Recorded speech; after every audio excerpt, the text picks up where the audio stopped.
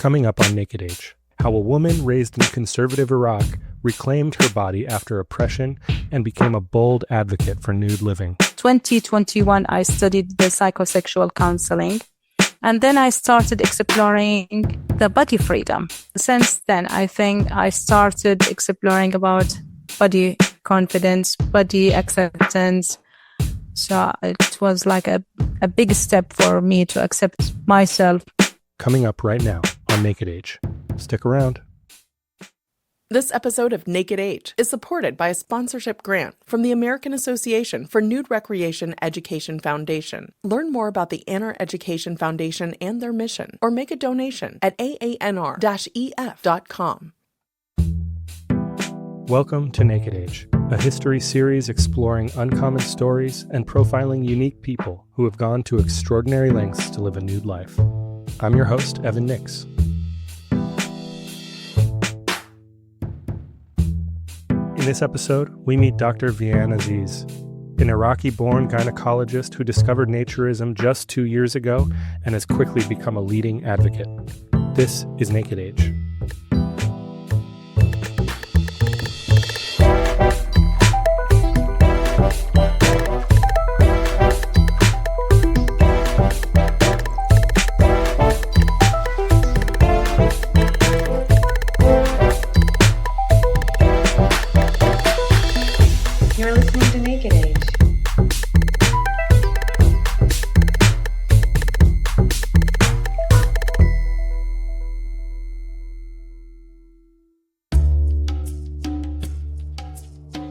In the 1970s, Iraq was changing. On paper, it was moving forward. The Ba'ath Party, which took power in 1968, promised modernization. Ba'athism was built on the idea of Arab unity, national independence, and a vision of a strong, secular Arab state, free from foreign influence. It was a vision that, at least at first, included progress for women. They could vote, own property, even run for office. A world away from the rigid orthodoxy of the Ayatollahs in Iran, a generation of modern Baghdad women shunned the veil. Strolling unconcernedly in city streets in Western clothes, there's a way of life to be defended as well as a country and a regime against the incursions of Iran's puritanical revolution. By the end of the decade, literacy rates were climbing, and Iraq was being recognized on the world stage for its progress. But progress on paper can be erased. In 1979, just days after taking full control of Iraq, Saddam Hussein gathered Ba'ath Party leaders for a meeting. The room was tense, and one by one, the names were called out. Party members he accused of betrayal, 68 in total. As he watched from his seat smoking a cigar, they were dragged away. Soon after, 22 were executed by firing squad. The message was clear. Loyalty was survival. With his political rivals gone, Saddam tightened his grip. Ba'athism's promise of unity became a demand for absolute control. Over time, that control extended beyond politics and into daily life. Early efforts to elevate women in public life were quickly overshadowed by an authoritarian state that valued obedience and conformity over progress. Women, once encouraged to work and take part in public life, were pushed back into traditional roles, their freedoms restricted and modesty strictly enforced.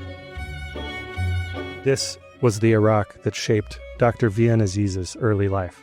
A country at a crossroads, a place where the idea of freedom fought to coexist alongside deeply rooted traditions. If you listen to this podcast a lot, you'll know that most of the stories we tell on Naked Age are about people who have spent decades living a naturist life, shaping the movement over time. Vian's story is different.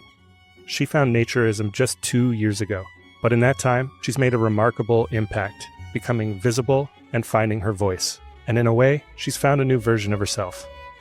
And recently, Vian was kind enough to sit down with me over Zoom from her office in Cardiff to share her journey.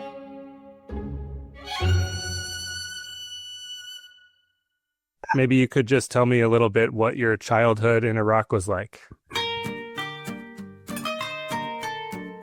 My childhood in Iraq was, I brought up in an open-minded family. My dad was atheist, as I know, He wasn't talking about atheism, but he wasn't religious. My mom was a spiritual Muslim, but the country as a whole is majority are Muslims. And I've been brought up in two very conservative cities in Iraq. I was born in Baghdad, but then my childhood was in Ramadi, and then we went to Mosul.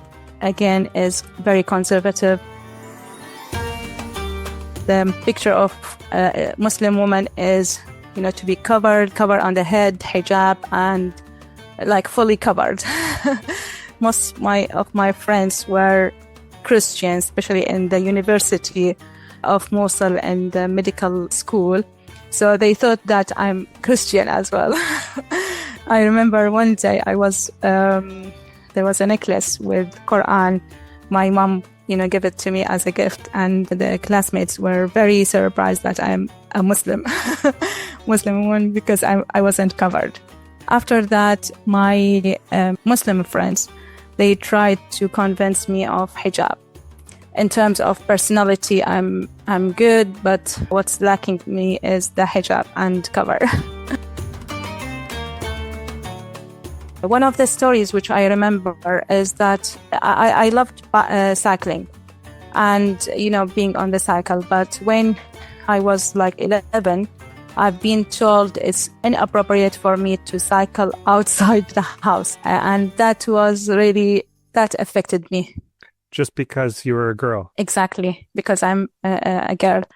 And I'm like, I will have, sexual harassment. And since then, I brought up as a shy person, very shy person. I tried just to read and get, good high scores in my study. So for that reason, I was like, from the highest rank in Iraq, in the college, in the high school, and in the university. It's just because my concentration at that time, my focus was on studying only. No relationships. Even my friends, very limited friendship, 1 or 2 friends at that time.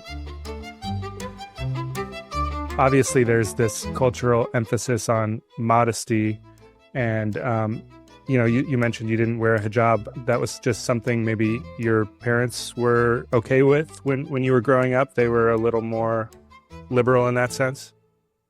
Yeah, my dad, especially my dad, was very liberal.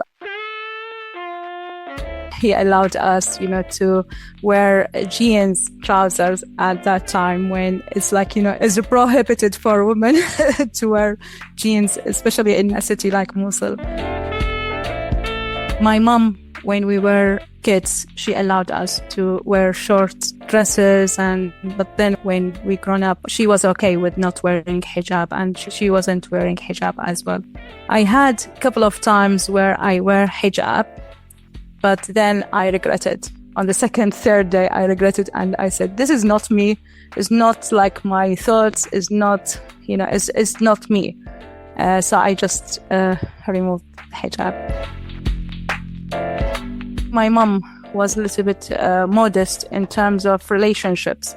So, to get good husbands, we should have no sexual relationships or even love relationships before marriage.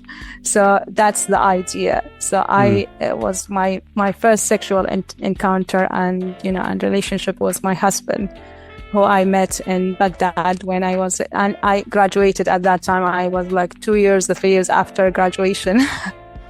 Wow. That oppression by the community itself and the society itself, shaping every woman with what we call societal expectation of being covered, being, polite, being, with lower voice, just to get a good husband.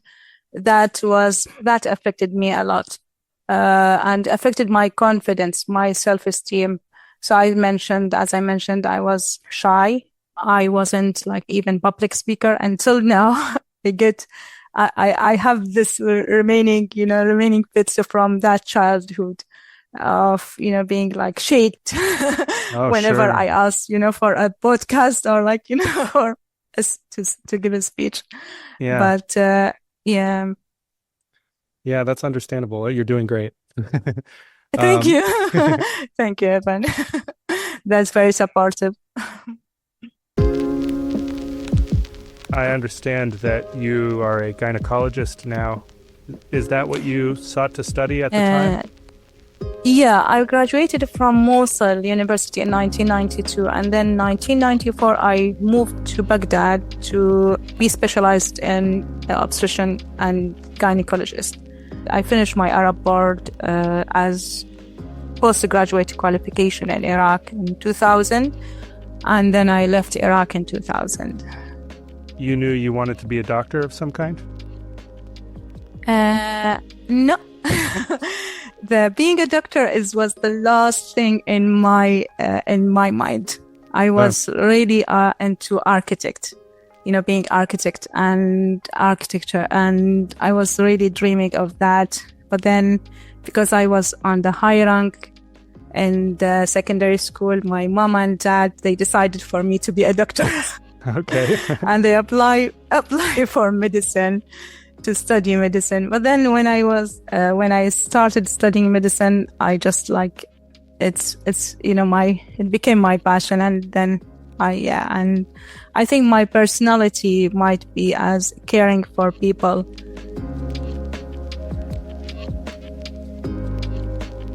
You said you met and married your husband after university. Was he Muslim? He was Muslim. He was liberal Muslim. He's not religious, spiritual as well. And I met him when I moved to Baghdad to study the obs and gynae. He was a surgeon. So he was studying general surgery, and we met. And then it was it's some sort of arranged marriage through one of my friends, actually. So it wasn't even love story, but we matched after we met. And then he proposed to me through my family, and then we were good. When I look into my life and reflect on my life, I mean, I'm lucky in finding that man, because I could end with someone who doesn't understand me or my body or my sexuality or whatever. And he could be like a bad person, which I don't want to, especially for my children, especially for my daughter. I said I'm not, as long as she's adult and 18 years and she's mature and she's happy with her body, then I'm not the person to suppress her or, to do anything regarding her sexuality or premarital sexual relationship or love. Yeah. You have a daughter with that husband? Yeah, I have 4 children. Oh, wow. One daughter, she's following my steps. So she's 3 years after graduation from the medical school. And she's applying for medical specialty now. And then 3 boys. 2 of them are twins. That marriage was good, actually. As I said, we matched very well in terms of way of thinking. And at that time, because I was was on, liberal Muslim. So we traveled to Saudi and then to Dubai. We worked in Dubai for 8 years. And then I decided, no, Dubai is not permanent place for me. I should move to the Western countries where I can get a better community, better society for my kids, and bringing them up on more liberal values. So I decided I got the full registration to practice in the UK in 2010, and I moved to the UK with my children. And my husband, he stayed in Dubai because he couldn't do the GMC registration, so he was visiting us over 5 years time, and then he ended with a car accident and we lost him in the car accident. Oh, I'm so sorry. Wow. Thank you so much. So that was after you'd moved to the UK? Yes, I moved to the UK in 2010, and then 2015, the tragic death happened. I think since then, that was a big move in my journey. After that, I started thinking about beliefs, about what I have believed throughout my life, about sexuality, about my role as a woman, many things. I was a spiritual person. I wasn't religious. I tried a couple of times of, cover, pray, fast, but I couldn't continue it. I think after ISIS in 2014, and then my husband's death in 2015, I started questioning my beliefs, and especially the way that Quran and Islam behave with women, women's sexuality, women's bodies, polyamory, polygamy, FGM, female genital cutting, which is still happening, unfortunately, and sadly, it's still happening in north of Iraq. Wow. Yeah, so when I started studying psychosexual counseling, I think I broke many taboos in Iraq by speaking about open relationships, friends with benefits, premarital sex, speaking against FGM. These are things you were starting to become more aware of and things that you felt you wanted to speak up about? Yeah, I spoke about in Clubhouse and on YouTube. I wrote about as well on Telegram channel, on Twitter and X as well. So it's just the studying of the sexuality allowed me to broaden my mind about how I understand my sexuality and other sexuality. And the good thing with the psychosexual counseling is it's not just looking for abnormalities, but understanding what's happening with people and how's that affect their relationships, how's that affecting their personalities and their lives. Something that's relevant to everybody, really, in some way or another. Absolutely. So, I've seen you online described as feminist, as an activist. Do you agree with these labels? Do you feel they're fair? Activist, yes. I've been a good voice for the Iraqi revolution in 2019.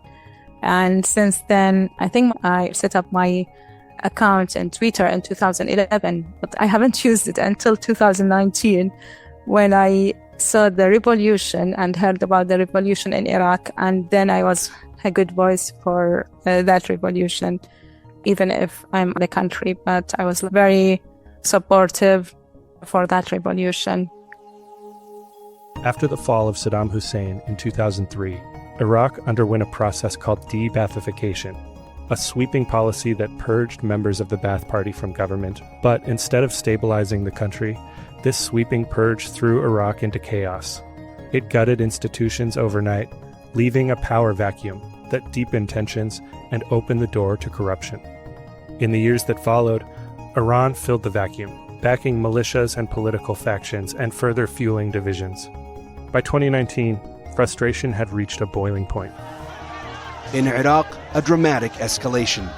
Hundreds of anti-government protesters storming the compound of the Iranian consulate late Tuesday in the southern city of Najaf, setting parts of the diplomatic mission on fire, replacing an Iranian flag with the Iraqi one. Young people, they were looking for more liberty, more non-religious communities. They were looking for liberation from the Islamic regime in Iran.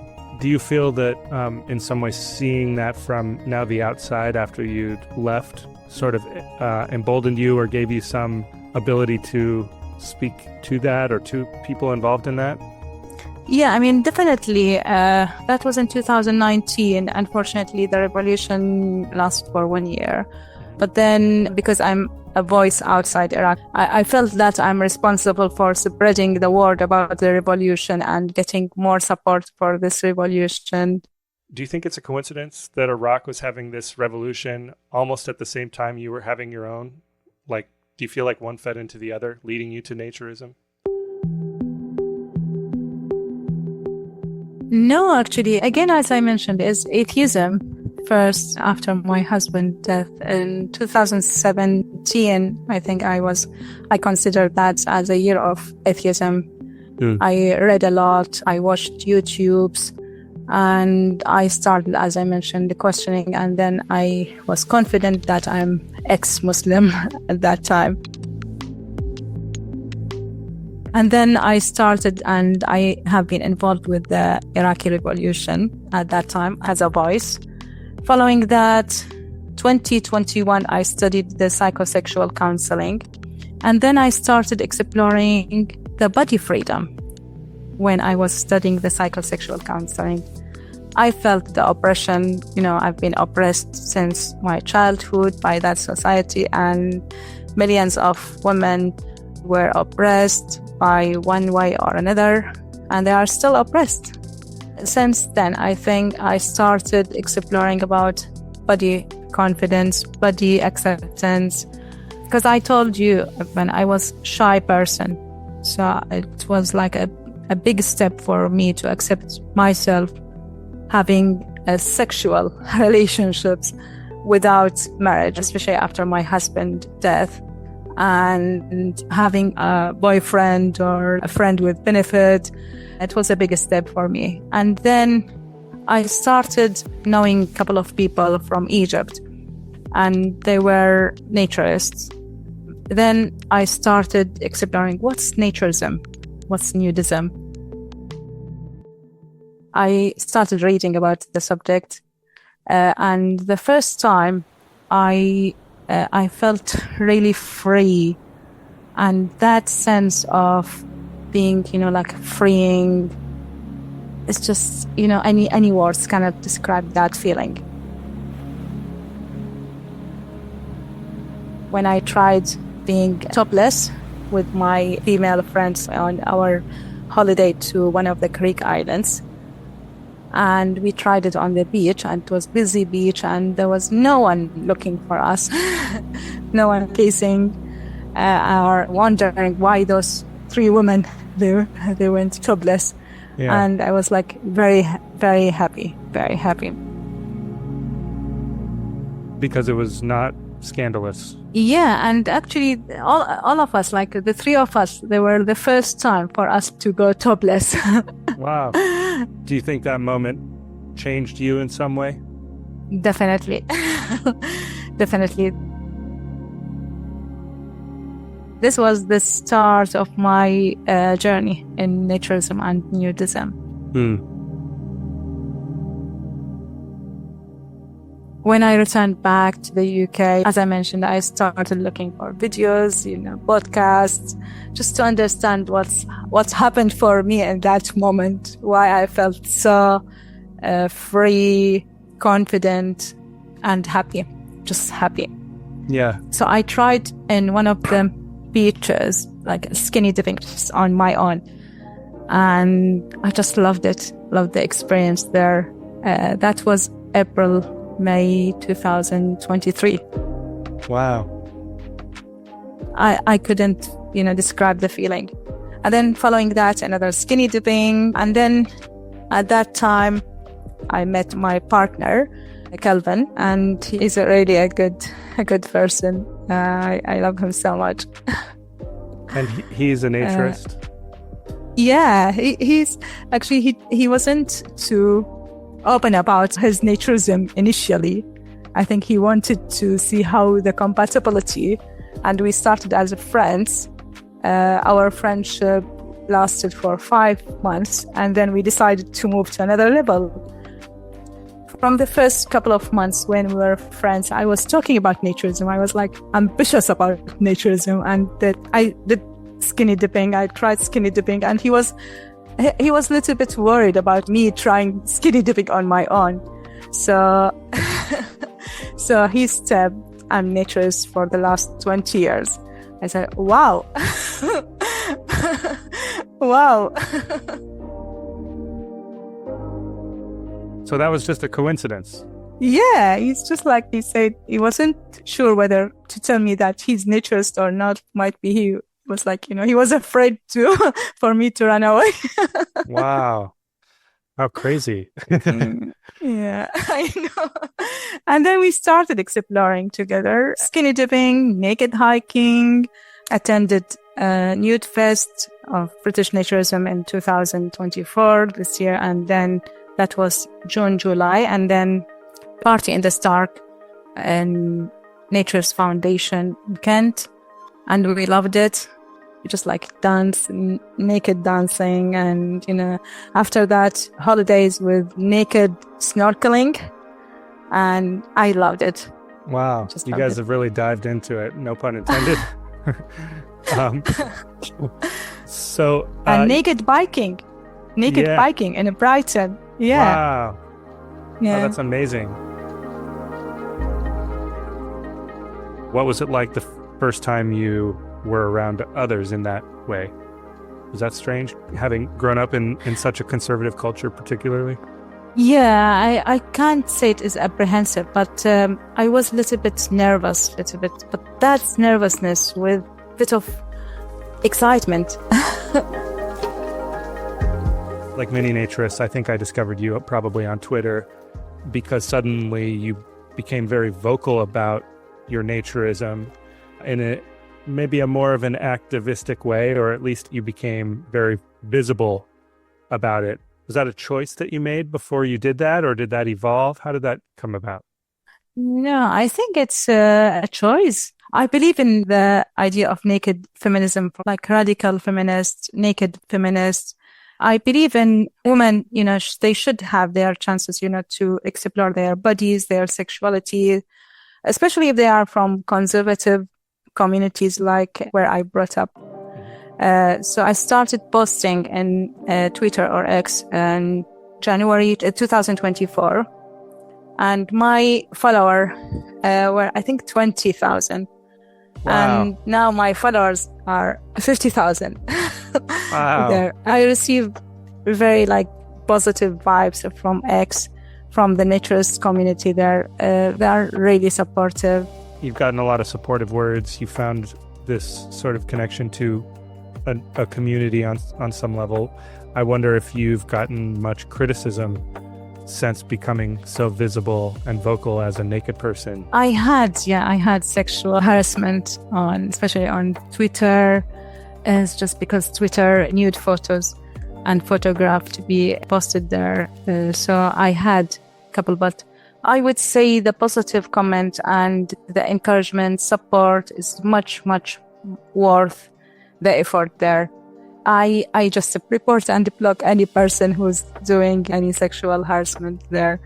But I mean, when I'm posting on Twitter or any social media, I have Blue Sky, Trans, OnlyFans, even OnlyFans, people, they were criticizing me. Oh, this is sexual for sexual nudity. And I said, no, as long as I stick to my aim of promoting non-sexual nudity and naturism, I think I'm safe there. And sure. I'm really safe. I feel really safe there. Do you think that there's something about naturism that can help women, but people in general? Absolutely. Because of the oppression that being practiced on women and women's bodies, I think we still have lots of steps to go. And many can benefit from naturism or being naked. I would say not necessarily to go outside and, practice in the forests or naked hiking, but at least if you are in the bathroom or in your room or at your home and you feel safe to practice nudity, I think it's really healing. It has healing power, especially in exploring your body. And I talked about the mirror exercise when you accept your body with all your query imperfections that you thought, about your body. And you will discover how much beauty is your body and how that body has helped you through the years. And every scar, every sign or every wrinkle is just a sign of experience and how much you had in this life. That's beautiful. Thank you. I don't imagine there's going to be a nudist club that opens up in Iraq anytime soon. But what hope do you see, I guess, for people growing up in that to discover this sort of liberation that you feel you found? I would say, especially for women, don't be afraid from your body. Don't be shy from exposing your body. What you had, you have been oppressed is nothing related to you. Is just, is just idea with people who were trying to influence those ideas on you. So be proud of your body and take it slowly, take it, in safe space with people who you feel that they are safe and friendly, and you will enjoy lots of experiences, lots of activities there. And so just enjoy it and be yourself, just yourself. Wonderful. Thank you so much for doing this. Thank you, Evan. Thank you. It's my pleasure. It's my pleasure.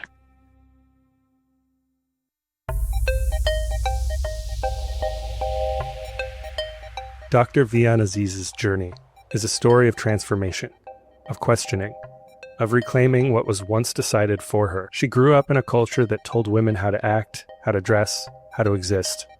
But something in her resisted.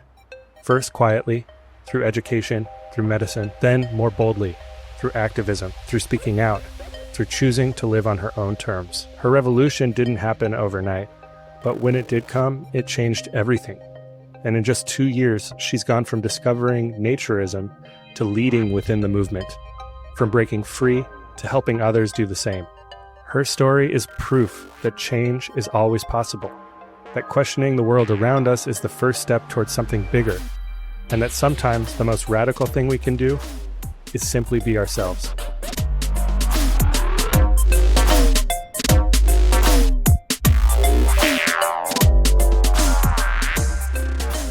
Special thanks for this episode goes to Vian Aziz for her generosity and kindness in sharing her story here. Thanks also goes to the fine folks at the AANR Education Foundation. Please support the AANR Education Foundation at their website, aanr-ef.com. This episode of Naked Age included music licensed and sourced from Envato Elements. The theme song was composed by me. If you enjoy Naked Age, please head over to your podcast platform of choice and leave us a rating and review. Your testimonials help us attract new listeners and share this fascinating history and culture with the world. If you find value in our storytelling and our reporting and want to financially support it, please consider joining our community newsletter, Planet Nude. Planet Nude is a free daily newsletter, but for just $6 a month or $60 a year, you can support the research and content that goes into the newsletter as well as this podcast. Subscribe at www.planetnude.co. Finally, if you appreciate this podcast or you follow me and my work on other platforms, please reach out. Send me a message or at me or email me at evan@planetnude.co. I'd love to hear from you. Thank you for listening to Naked Age. See you next time.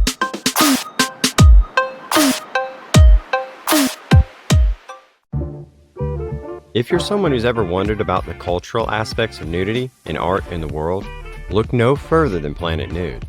At Planet Nude, we go beyond skin-deep discussions of nudism and delve into the current cultural, intellectual, and philosophical topics around nudity, exploring the way it's been used in art and activism, and the impact it has in our lives today. With a diverse group of contributors, Planet Nude brings thought-provoking essays and art uncovering everything from the history of nudism to the latest news. Join the close free conversation at Planet Nude by subscribing on Substack today at planetnude.co. See you on Planet Nude.